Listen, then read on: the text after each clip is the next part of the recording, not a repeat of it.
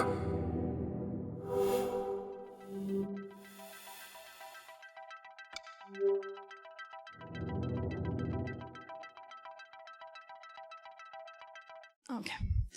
Well, hello everybody, and thank you for coming.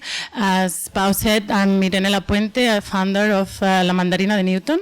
And today I would like to share some experiences we had relating to the topics we are talking: art, design, research, methods, and practices. As I'm not a designer or an artist, my relationship to these two disciplines came by transdisciplinarity.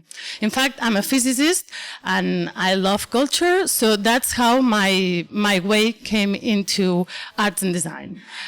I think transdisciplinarity is something that now is very popular, but it comes from the Big Bang, from the beginning, because the world has no disciplines. That's something humans made to understand the world. So I think we are going to the beginning. So it's something natural to explore transdisciplinarity. My way of working usually starts by doing projects and then trying to get some knowledge out of it. So my presentation is going to be following this path as well. First, I will present you some projects, and then a couple of research projects I did with people who are here in this room, so some of you might know. This is Science of the City. That's a project we started long ago. It lasted 4 years. And it started using design methodology, because we structure the project as if we were designing some new things in the field of science communication. And the idea was to propose people to present some clips on the science they saw in real life in their cities. That also involved participation, a word that also came out today, and arts, because eventually this was an art exhibition made by a group of artists. Second edition, we work with scientists, so topics posted by people became a research field in science, and last year we collaborated with TV. You can see that this was a long project with many editions. But we've also collaborated a lot with performative artists. This was our first project with Agrupación Señor Serrano. I don't know if you know it, but if you don't, you should check it out, because it's a really good theater company that mixes audiovisuals, performative techniques, and many disciplines. And in this case, Catastrophe, the whole narrative, instead of being done by words, it was done by science experiments. So it was the science that talked about the catastrophes of the universe. That was our first, but then we went on with Iris Hetzinger and Natalia Jimenez with the dance piece Lentes. And in this piece, funny enough, they wanted to explore time, space, sound, and light. They are dancers, but those topics are quite popular for someone who studies physics. So it was the same topics approached by different disciplines. We were a team of mathematics, me who am a physicist, light technician, 2 dancers, and many people working on these 4 topics. Then again, we collaborated with Agrupación Señor Serrano. This is the latest play, Verdi. And in this time, the idea was to propose experiments to improve the play, to improve the narrative. The science experiments doesn't take as much room as they did in Catastrophe, but you can also see that the whole narrative is influenced by science and technology. And lately, we are working with Àngels Margarit. She's also a dancer and a choreographer, and she founded the company Mudanzas. And in this occasion, we are working with math. The whole dance piece talks about math and symmetry and infinite and things like that. So it's a really nice work between someone who talks about science and maths, like me, and Àngels Margarit, who has a brilliant brain, and I'm amazed of working with her. So I hope you see it in December. This will be on next December.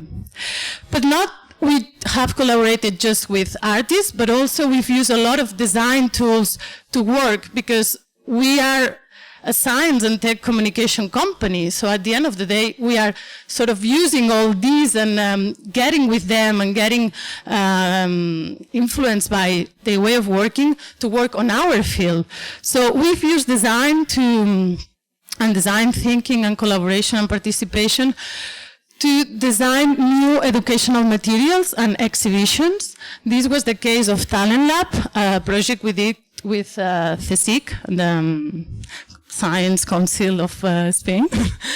And in this occasion, we mix researchers, teachers, and designers to develop new material that it was different from the one that it's usually done, because when you work in a field, you tend to repeat the things you create. So it was absolutely different because the groups were mixed. It was new, it was online, and it's been used for the last 3 years, because this was also a project that it lasted over 4 years.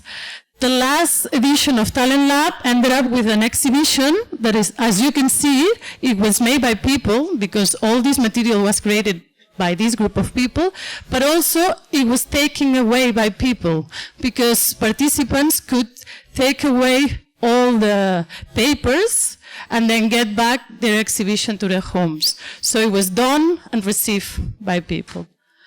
We also work with Fundació La Caixa to do a similar process, but in this occasion, instead of being science, it was about performative arts, and we've developed a new educational tool with mixing, again, teachers, professionals, etc. And last year we were in Berlin, in the institution Note, working on similar topics as the previous ones, but this time instead of science or performative arts, it was about arts in general. But again, we use design tools to get to this material and to get participation. All of this made us want to go on harder on research, and it was thanks to Angar and the group of collaborators who participated in this 3 or 4 years project. It was to write a protocol on transdisciplinarity. I also highly recommend you to have a look at it. It's online. But as an important thing I would like to say is this transdisciplinarity, what we saw it allows to do is to explore the places between disciplines. Because of course disciplines are not one attached to the other, but there are little places in between that is not so clear where it belongs. And transdisciplinarity gets us there. So mixing art, designs, technology, science, led us to go there. There are many difficulties to do that. How you get the relationship among people, how you respect each other, how you evaluate that. So it's not easy, but it's a good path to go. Following in this direction, we also work with Angar and Bao, and we did a class on research on transdisciplinarity. There is a paper on this as well. We explored many, many projects, and we saw that there are themes that they get repeated, like place, economy, money, structure, and interactions between people. And we also got some conclusions that I don't have much time to explain, but if you want, in the break, we can talk about it. And all of this for me was in order to get methods how to work in this direction. And I think those are some hints that I'm getting to, that we need to think about ecosystems and mutualism. We need a lot of ethics, trust, respect, and seeing each other equal. We need commitment for doing these things. It's harder than to go on with the regular path. It's important to mix theory, practical and creative thinking. You can't just do it from one approach. You need open-minded, open spaces, and real things. Because if you approach real problems, you get this type of structure. If you work with real people, this is going to happen by itself. Thank you very much.